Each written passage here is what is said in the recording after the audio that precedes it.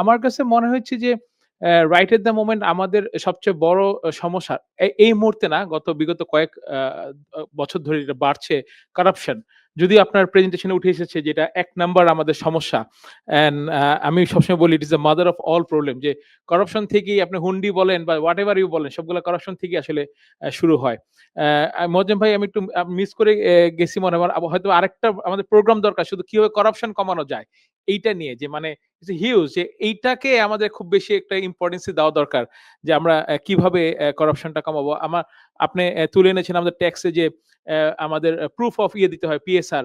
ওইখানে গিয়ে আমাদের প্রতি বছর একটা সমস্যায় পড়ি যে বছরে যে ২০-২৫ লাখ টাকা ঘুষ দেই, সেটার কোনো প্রুফ থাকে না। তো ওইটার উপরে আবার আরেকটা 30% আমাকে আবার ফাইন করে দেয় যে ঘুষ কেন দিছেন? ওইটার জন্য আবার একটা ঘুষ দিতে হয়।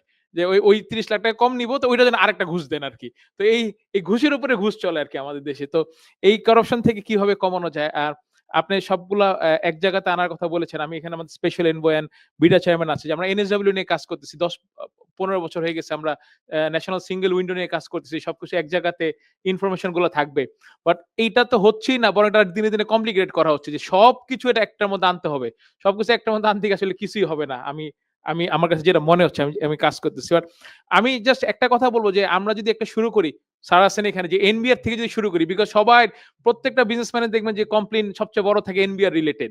অ্যাম অ্যাম আমার কাছে এটা মনে হয় যে এটা মেইন কারণ, যে আমরা আউট অফ দ্য বক্স কোন চিন্তা করতেছি না এনবিআর কে নিয়ে। আমাদের লস রুলস গুলা মেইনলি 80s এর দিকে তৈরি করা হইছে। তারপরে কিছু, কিছু কারেকশন আ আ অ্যামেন্ডমেন্ট আছে। কিন্তু এই যে বেসড অন ওই সময়ের, এই সময়ে এসে ইটস এ ডিজিটাল এরা, এখন এআই বেস সবকিছুতে আমার মনে হয় পুরাটা চেঞ্জ করে, নট মানে রিফর্ম বলতে যে আগেরগুলা কারেকশন না।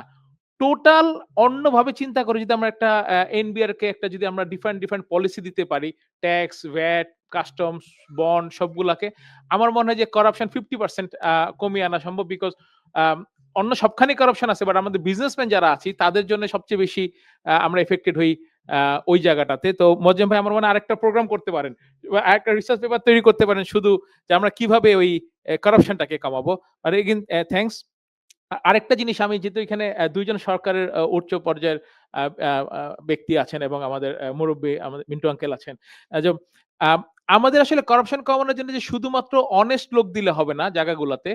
প্রোয়েক্টিভ অ্যান্ড তারা যেন ওপেন মাইন্ডসেট থাকে। তারা যেন পজিটিভ মাইন্ডসেটের লোক যেন থাকে। আমরা অতীতেও দেখেছি যে আমাদের বড়, বড় জায়গাতে এনবিআর এর বড় পজিশনে এমন লোক এসেছেন যে উনি অনেস্ট, কিন্তু এত বেশি পেসিমিস্টিক মানুষ যে উনার সাথে কথাও বলা যেত না বা উনার সাথে দেখাও করা যেত না। তো ওইটাতে আসলে কাজ হবে না। আমাদের অনেস্ট প্লাস অ্যাপ্রোচেবল এবং ফ্রি মাইন্ডসেট এর মানুষ থাকবে।